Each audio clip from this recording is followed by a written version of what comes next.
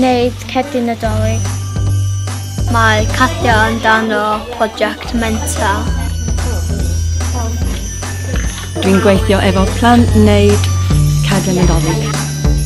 Ti ddim yn aml yn defnyddio bwtwm i gwneud gwaith celf. Dwi wedi roed angel ar y cadw'n fi. Da ni'n defnyddio celf mewn ffordd i'r plant dysgu mewn ffordd chydig bach mwy ymarferol, diddorol a maen nhw'n ymateb yn wych.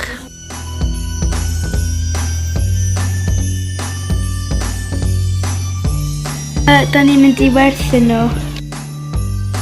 Maen nhw'n cael eu graffu yn pod. Da ni'n gwerthu nhw yn yr ysgol.